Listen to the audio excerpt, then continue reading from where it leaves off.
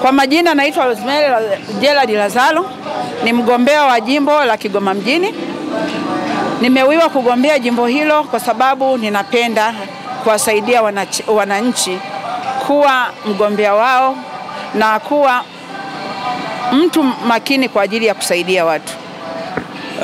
Umehudhuria kwenye kampeni za mgombea wa rais wa Jamhuri ya Muungano wa Tanzania kupitia chama chenu cha AFP.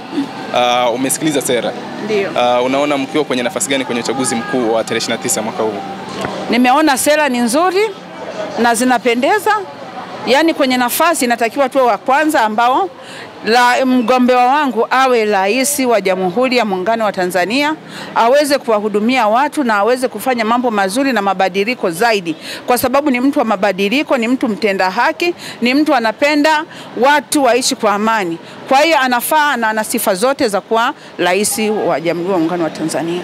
Unagombea nafasi ya ubunge katika jimbo la Kigoma mjini. Wakati Mheshimiwa Rais anazungumza pale, aligusia swala la wewe kupata changamoto wakati unarudisha fomu. Pengine watu wanaokutazama wakati huu wanapenda kufahamu ilikuwaje? Ndio. Nilipata na alichosema ni kweli, kwa sababu wakati ninajipanga kurudisha fomu nilivamiwa na watu wasiojulikana, wakanitendea ajali, wakawa wameniibia fomu zote na kutoroka.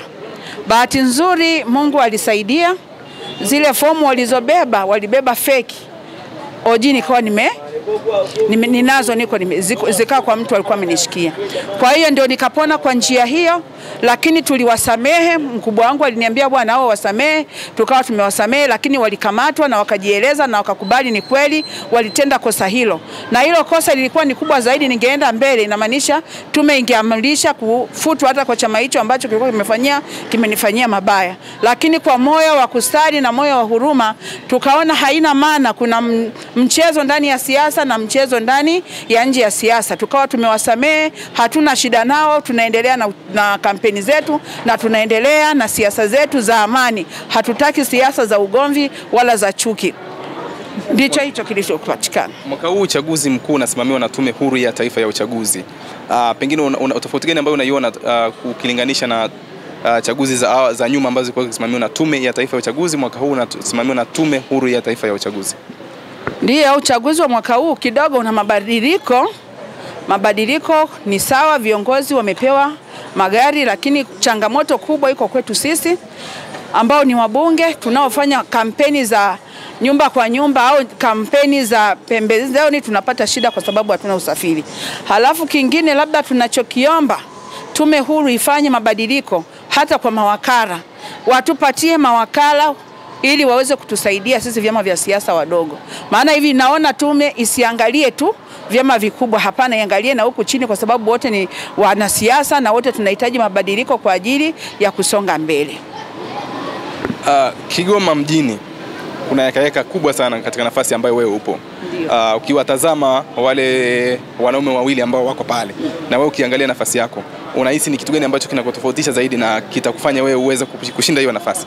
Mimi naweza nikashinda ile nafasi kwa sababu wale wanaume wawili wanaogombana pale tunaweza tukasema ni baba na mtoto au ni kaka na mdogo wake, kwa sababu wote walikuwa chama kimoja, ila mmoja amegeuka ameingia chama kingine. Kwa hiyo ni mahasimu wawili wanagombana, wanajua wanachokigombania.